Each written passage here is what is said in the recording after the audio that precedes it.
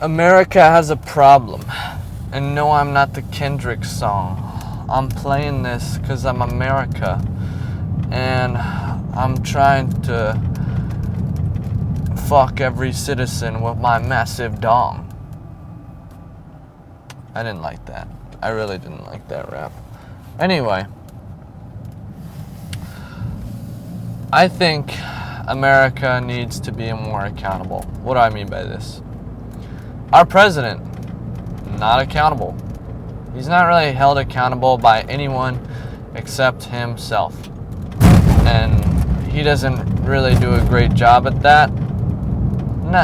No hate. Like, this is not gonna, this is not indicative of my political stance. I don't think a lot of presidents recently have been very good at that.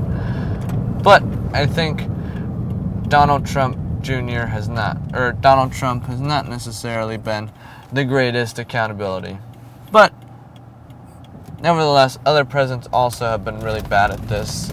Delano Roosevelt, he was bad at that.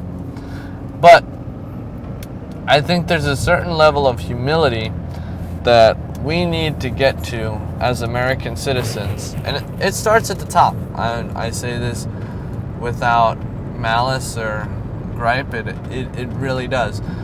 Being humble enough to admit when you are wrong does a nation good. And it will do a nation good forever. Like, that's just how it works. It will benefit. And it doesn't necessarily matter if it's like you do some massive wrong and you say you're sorry. It's a little thing. The humility comes if you can do it at all. So that's number one. We need a more humble society. But the thing about accountability is, like, our citizens need to be held accountable. There is this victim mentality in America that I'm tired of. Not tired. I don't really get tired of anything. But I think it's completely unconstructive. Like, I need this because I have this condition. Okay, bro, everybody has a condition. Like, at some point, you are just going to be different, and you just have to, like, do it anyway. You're just going to have to be different anyway. And it doesn't really matter what you're doing. You're just going to have to be different. And part of what we're kind of teaching our kids these days, or what I've seen, is like, oh, you're different, so we need to accommodate for you. Like, we need to accommodate for your difference. Society needs to change for you. Not necessarily wrong. But the thing is that society is changing. You aren't changing society. And that's the biggest difference here. If we are teaching our kids, get in rooms, make changes, be different, be proud of your differences, be different, be bold, do these cool things, I think that's incredible. I think that's some of the best lessons you can learn, like non-conformity and trying to rise up against, like, a great evil. Like, that's every single story. That's what every single parent wants their kid to do. Like, okay, maybe not every single parent, but most parents, I bet you would ask, like, would it be cool for your, like, is one of your goals as a parent to allow your child to be like a change maker? And I think a lot of the time the answer is yes. Like, I do want my child to be a change maker. I do want them to experience things that I haven't and create change that I wish I did. So that's number one. The way you can't do that by blaming society. Society has no face. It cannot be blamed. But people try and blame this construct for all their problems. Yeah, it probably stinks that, you're not making as much money as you could be, or you're not in the best health. Yeah, maybe you have bad genetics. Maybe you just need to be disciplined. Same with the money. Like, spend some time. Like, if you are passionate about anything, you can make money doing it. You just got to put in that discipline and self-regulation. Being rich has never been about what exactly you do. It's that you're doing the next thing. You're just doing things. And there's certain trades that have a lot of money in them. You know, AI, tech, all those ones, a lot of money in them. But if we stop teaching kids that you need to be the victim of something in order to get what you want, society would be so much better off. Just like, I mean, think about it this way. If you are complaining, if you're, like, chances are, if you're watching this video, you're probably not a parent. But if you are, if your child is like whining and fussing, are you going to give them what they want? I hope not. If you whine and fuss, you should not get anything. You should not be able to get things. Just be like, nope, I'm going to let you cry.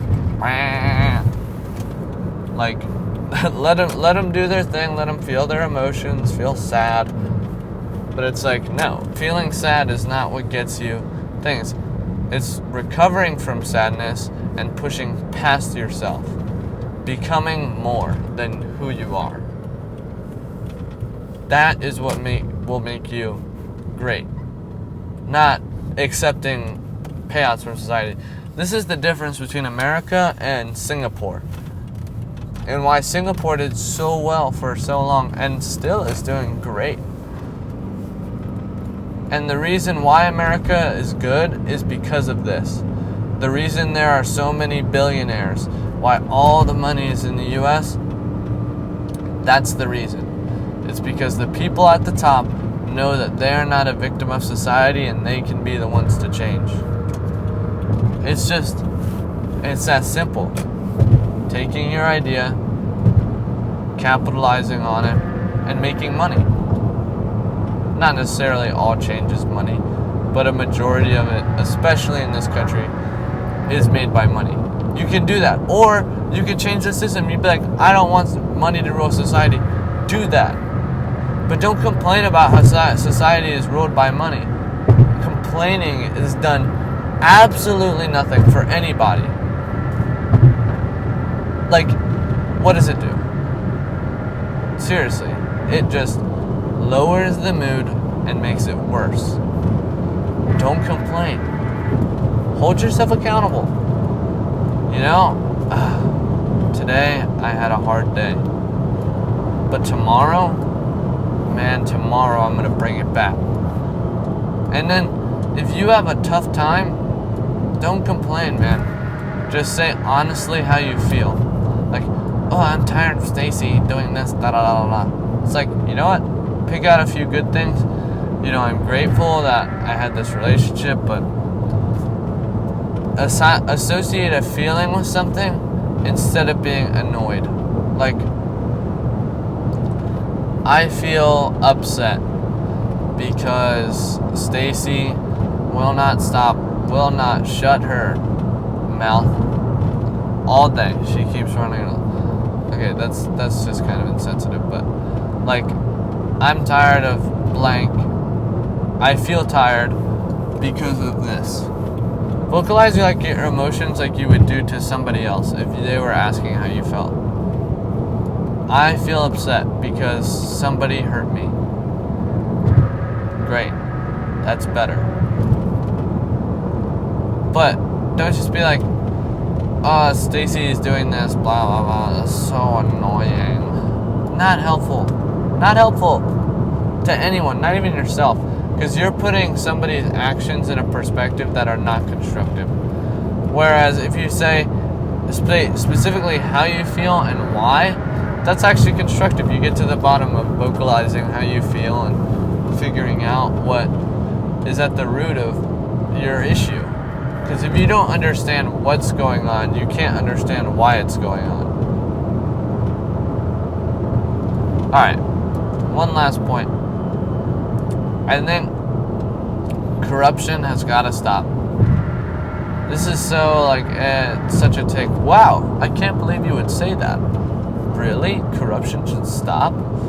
Yes, corruption should stop. I'm not like, obviously it's a pretty basic take here, but the difference is all corruption should stop in everything, not just the government. Business corruption, like the world would be better if nobody took a $5 bribe. Took a $5 bribe to like skip somebody in line. That's corruption. It's not worth it.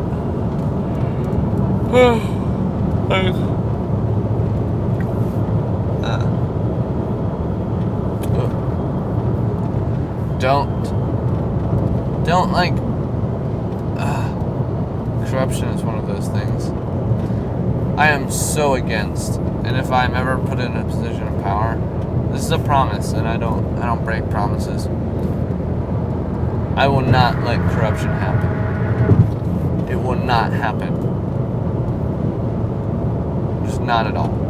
It can't happen.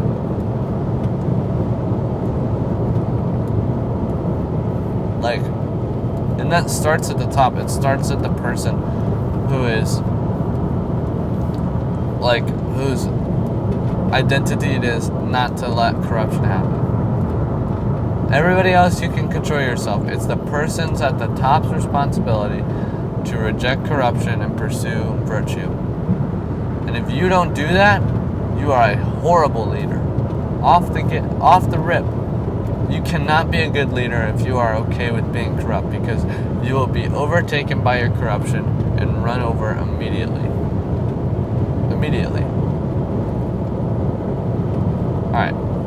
That was how I feel. Goodbye.